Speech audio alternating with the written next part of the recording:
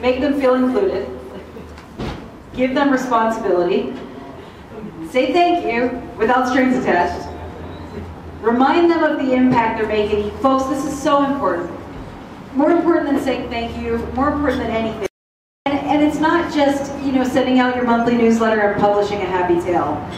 Really remind them, how many dogs were euthanized this year? How many did you save from being euthanized? You know, I mean, I saved 51. I helped 51 get to new homes. That makes me feel good. You know?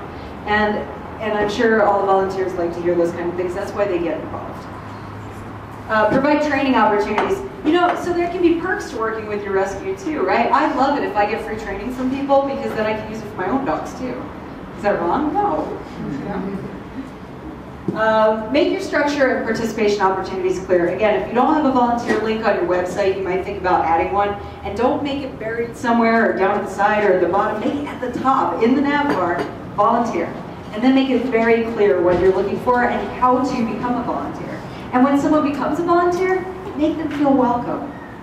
I think that a lot of rescues lose volunteers after the first week because the person just didn't feel welcome.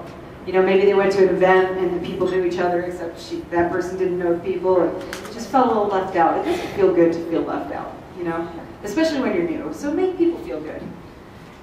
And be transparent. Again, this is what I really enjoy about my organization is that I always know what's going on and that makes me want to keep working with them. It's inspiring. So I made up these, I do a lot of things when I get mad. I'm most productive when I'm mad. And I was mad about 2 months ago. I got a gas fireplace. I should have been really happy, right? But the guy who came over, I had a question about it. He came over, worked for the fireplace company. He said, oh, I foster a certain kind of dog, which I won't say. They're not here today, but still. I foster for this organization. I'm like, great. Yeah, and we fostered 3 dogs so far, and my son wanted a puppy, so we got my son a puppy. And I'm like, huh, okay, where'd you get your son a puppy? I mean, of course you can get a puppy from rescue, or maybe a reputable breeder. And he said, and we're going to breed the puppy to show him the miracle of life. But it gets worse. And then I said, oh, well, can you go back to, you know, do you know a reputable breeder where you could maybe take your son and have your son participate in that breeder's process so that your son can experience the miracle of life? I don't know any reputable breeders. Where did you get the puppy? Because he didn't get it from rescue, and he didn't get it from a reputable breeder, but he volunteers. This, to me, is a failure on the part of the rescue for not educating the volunteers. Just because a person volunteers with you, do not assume that that person is knowledgeable about what's going on out there, right? As I said, when I started volunteering, I had known about rescue for a week, you know, and I just had heard the word puppy mill. I didn't know about the connection between puppy mills and pet stores. I didn't know about breed-specific legislation. I didn't know about myriad issues that are going on out there that are important. Surely I wouldn't breed a dog for the miracle of life, but that was just my personal choice. I wouldn't want to do that. But anyway, my point with this, I went out and I made these flyers. And I have them here if you want to take them for free, feel free. Pass them out, use them at events. You can download them from the website and print them. These flyers go through what people say. My dog's perfect, I want another. Okay, well, breeding is not cloning, okay? A lot of people don't get that. I want to show my children the miracle of life. Shoot me. I need some extra income. Shoot me twice. If you're breeding right, you're probably not making a lot of money from it, right? So I made these to kind of dispel all the things that people like to say, and hopefully they'll read them and go, oh. We have one on spay-neuter. We also have one on pet shops. So if you want to take some, feel free. If you want to print them out and use them at events, I hope you will. But the point here is don't assume your volunteers know. Give them these materials. Encourage them to share the materials with others. You may not realize it, but you are a very important part of people's lives. Not just dogs, people. Rescue has changed my life. I can tell you from personal experience. I love rescue, and if it goes away, I don't know what I'm gonna do. But you're important. You're changing people's lives. You're giving people meaning and purpose, and you're helping them to help others. You're making our communities better. So it starts out with your rescue. Here's the whole process in pyramid form, upside down pyramid. Your rescue.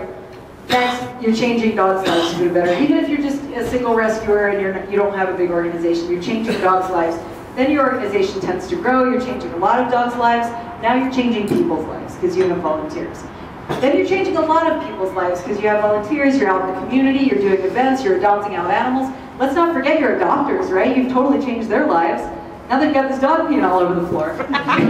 They're way busier. And then you're changing your community as a whole, and society is changing for the better. I have to believe that these little steps that each of us are taking are making a big impact and are leading us towards a big impact. So just when you leave here today, I hope you take a moment to thank yourself and to think about how important you are, and to remember that. I called this presentation "Let's Go," and the reason I call it that was because I was thinking back to my dog trainer.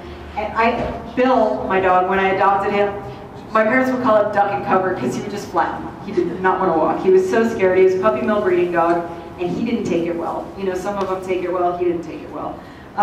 So I hired a trainer. He came, and I, Bill, come on, Bill, come, Bill, come. Bill didn't want to move. So my trainer said, "Say, let's go. Say, let's go. It's got a nice ring to it. It sounds more fun. It's, it's nicer." So I started, "Bill, let's go. Come on, Bill. Let's go. Come on, Bill." Oh, Bill always goes now. So I just thought about that and the difference between come and let's go. Come is very authoritarian, come on, let's go back, come on. Like it's direct, it's very commanding. Let's go, on the other hand, is a choice, right? Let's go. It's gonna be fun, let's go. It's a choice, but the dog always makes that choice to go because the dog knows it's gonna be fun, right? Let's go. So is your organization, I challenge you, is your organization a come organization or a let's go organization? And I challenge you all to try and become let's go organizations, because that's the kind of organization I want to be a part of. I don't know about you guys, but it sounds a lot more fun. I did want to share this with you. I really like this little poem about letting go. And I looked up, who's Julia Butterfly Hill? She's the chick that sat in a redwood tree for 2 years to protect a tree. But she's got a good poem. She knows trees, right? So the poem says, "As I started to picture the trees in the storm, the answer began to dawn on me. The trees in the storm don't try to stand up, straight and tall and erect. They allow themselves to bend and be blown with the wind. They understand the power of letting go. Those trees and those branches that try too hard to stand up strong and straight are the ones that break. Now is not the time for you to be strong, or you too will break." This was a poem she wrote to herself. And I think it makes a good point, right? There's a good point about our organizations that sometimes, we were talking about this at breakfast, lunch, brunch, actually, that sometimes you have to recognize that just because someone's not doing it your way doesn't mean they're doing it wrong, right? And we need to be a little flexible in the way we do things and the way we allow others to do things so that we can survive, right? So that we can actually have a part of our own lives too. And that's a big benefit, right, of having volunteers and of delegating and learning to trust, is that you can go out at night sometimes and have friends and a life and do those things because you have other people to help with your organization. So that was just the last poem I wanted to share. So thanks again for having me. I really appreciated getting